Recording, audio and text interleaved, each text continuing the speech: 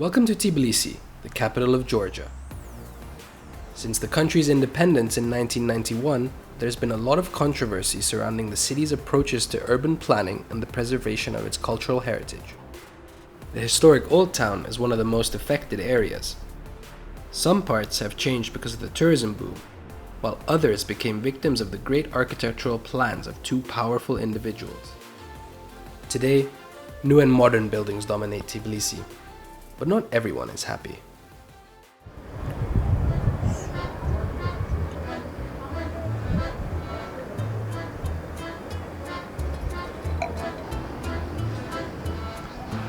Georgia. It's the birthplace of wine and is famous for its hospitality and wonderful cuisine. And in recent years, the country has also become a popular tourist destination. Tbilisi, its capital, and in particular its old historic city center, is a favorite of tourists. But as tourism in Tbilisi has brought many new jobs and much needed money, it's also brought a range of developments that are changing the very face of the old town. In a city like Tbilisi, the local government tends to see construction itself as being successful. Whether or not we need more construction, whether or not construction needs to be limited for a certain period of time, we don't even have that in our perspective. The idea is just to build. We met Joseph Smith, a British Georgian journalist, activist, and occasional tour guide. His unique excursions, the Ugly Walk Tour that he co-organizes with architect Irakli Shvania, take people to the many controversial projects dotting Tbilisi's Old Town. That is why we went to Gudiashvili Square.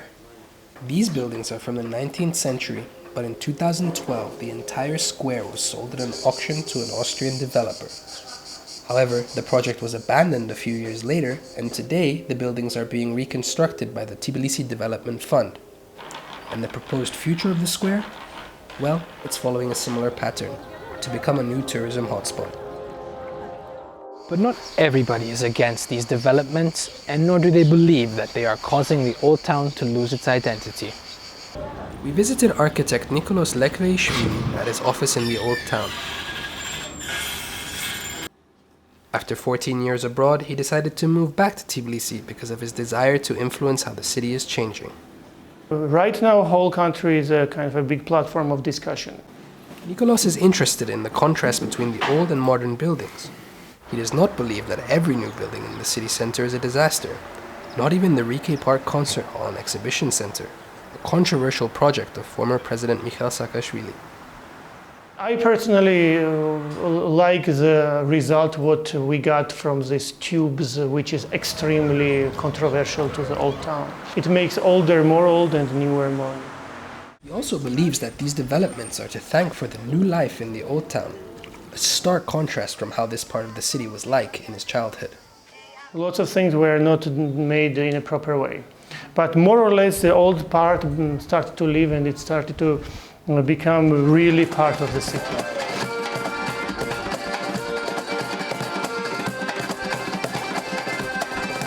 While it is true that the tourism boom has helped bring life back into the old town, it is also true that because of it, ordinary life in some areas is slowly disappearing. Everywhere you see destroyed or decaying buildings badly in need of renovation, but it's difficult to find investors for this job in the absence of guaranteed profits. And these guaranteed profits usually only come in the form of turning these buildings into commercial spaces, which only further exacerbates the problem. This is why urban planner Zuab Bagradze is not a fan of Tbilisi's contemporary old town.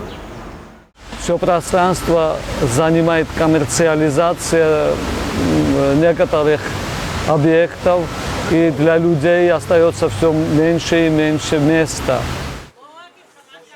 As an example, he uses the area of Sololaki, which is becoming more and more of a generic touristy district at the expense of local life.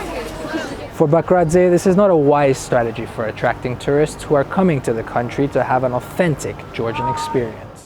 Культурные туристы, если можно так сказать, приезжают, чтобы узнать жизнь города, жизнь горожан. И если горожан там уже нет, и все туристы, то они не очень рады этому.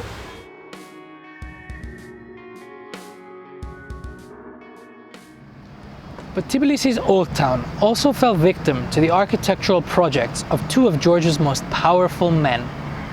The Bridge of Peace behind me is considered the poster child of the controversial developments that have taken place over the last few decades. The bridge is a part of the legacy of former President Mikhail Saakashvili, who came to power in 2004 on the back of the Rose Revolution.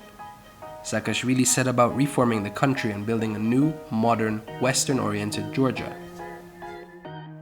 Architecture played a central role in this effort. The Rike Park Concert Hall and Exhibition Center, the Presidential Palace, and the Bridge of Peace are all marquee projects of Saakashvili. But these buildings are very much out of place with the architectural history and style of the Old Town.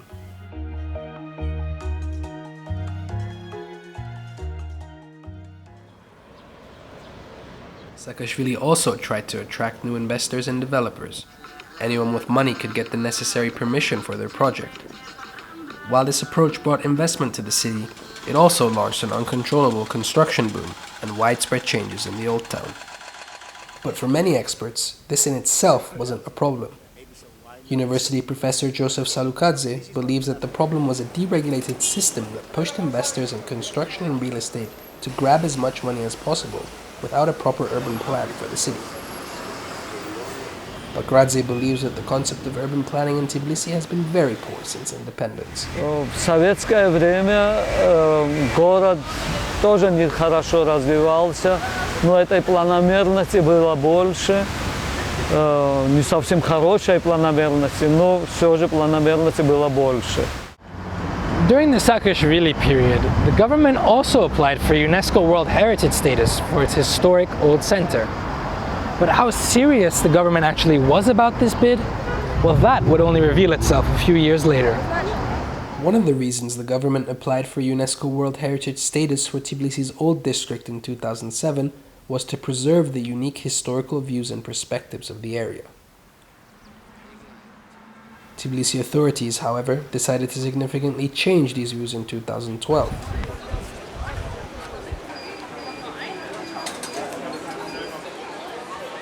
A new cable car connecting Rike Park to the Narikala Fortress was opened in the historical district, even though experts considered the cable car rather inappropriate in an area applying for UNESCO protection. And yet, there is a new cable car network set to open. In 2015, in an open letter to the government, international experts claimed that this new network threatened to create a city above a city that will catch up historic Tbilisi in a spider's web of cable cars.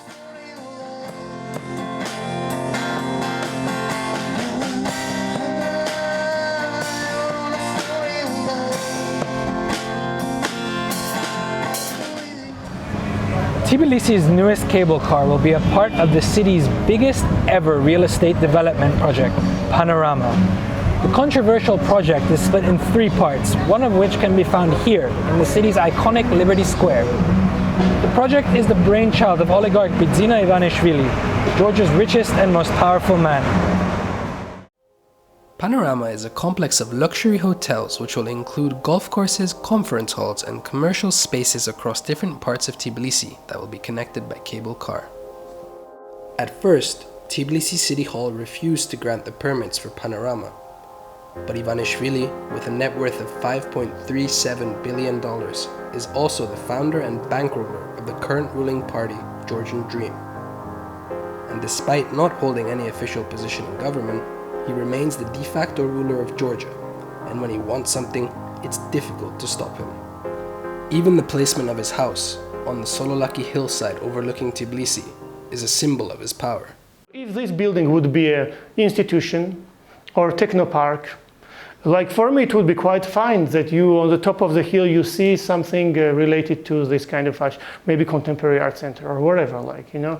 But it's like a little bit unpleasant that you have a whole city and suddenly from the top of the city there is this some guys like just looking on you. But while Nikolos likes the appearance of Bidzina Ivanishvili's house, he thinks that the Panorama project is an absolute disaster, architecturally speaking. Indeed, it's a view shared by many, and despite the warning of experts that the Panorama project would not fit and even destroy the local architecture of the Old Town, Along with the resistance of NGOs and locals, the government went ahead anyway and granted the relevant permission for the project. Dina Ivanishvili justified Panorama as something that would bring jobs, economic investment, and more tourism to Tbilisi. But what do locals make of this project? I don't like. Мне не очень нравится. არა მაქვს გარკვეული ინფორმაციები ამ შენობასთან დაკავშირებით, მაგრამ ვფიქრობ, რომ არ უხდება ამ გარემოს, იმიტომ რომ ეს არის ძველი თბილისი და რაღაც უფრო ვფიქრობ, რომ ძველი გარემო, რაღაცა ვინტაჟური სტილი გაცილებით უფრო მოუხდებოდა აქ, ვიდრე ეს მინი შენობა. რო გითხრათ, რომ ხა მომწონს ეს შენობა მოგატყუებთ, თუმცა არ ვერ გეტყვით, ამბობენ, რომ ტურისტულად შეიძლება გაამართლოს. ახლა დავალოდოთ. თუმცა ისე როგორც შენობა და განსაკუთრებით ის რა ადგილას არის, ადგილას შენდება, მაგით არა ვარ ახლა. And while Panorama may have gotten approved by the city authorities, that doesn't mean that every single controversial project in Tbilisi ends up getting a green light. Here in Vake Park, for example, one of the city's oldest recreational areas, a hotel was supposed to be built. However, after a huge public outroar, Tbilisi City Hall eventually pulled the plug on the project. Now, this event showed a positive wave was sweeping Tbilisi, that of urban activism and an increased awareness and caring of citizens for their surroundings. I was not planning to make such a big movement. It happened just by itself. Nata Paradze is one of the country's leading urban activists. She co-organized many of the ultimately unsuccessful protests against Panorama. But controversial projects like Panorama and the Budapest Hotel in Vake Park are not the only targets of her activism. With her guerrilla gardening movement, she plants trees across Tbilisi to bring attention to the city's disappearing green spaces. She's also trying to make everyday people realize that they too have the power to change things. We are trying to spread this information and not to run like Spider-Man and Superman and help everybody.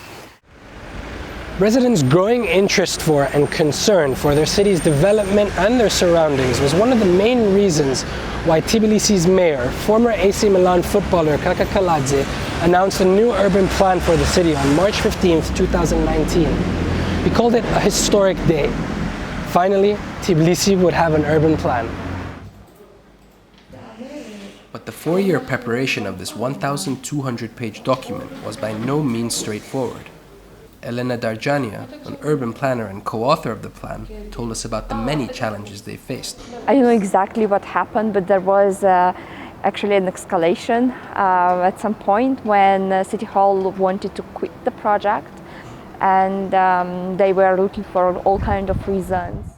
Despite the disruptions and delays to the finalization of the plan, things eventually came together after NGO and public involvement helped reach an agreement with City Hall. But for many activists, including Nata Paradze, this new plan is nothing but PR, while Elena worries about how much of it will actually be implemented. Most of its part, I think it's going to be lost, because City Hall, the new government, they reworked it and shrinked to some very basic outline. But despite this, she believes that the plan is a good start. The challenge ahead and key to its success will be to actually stick with it and realize that it's just one of many steps needed to change this chaotic city. Once they wrote us a letter saying, you know, plan can't solve every problem in the city. Could you suggest something else? That was an official letter from the government, and we were like, oh, we are very happy that you understand that plan is just a tool and it's only a part of the biggest process.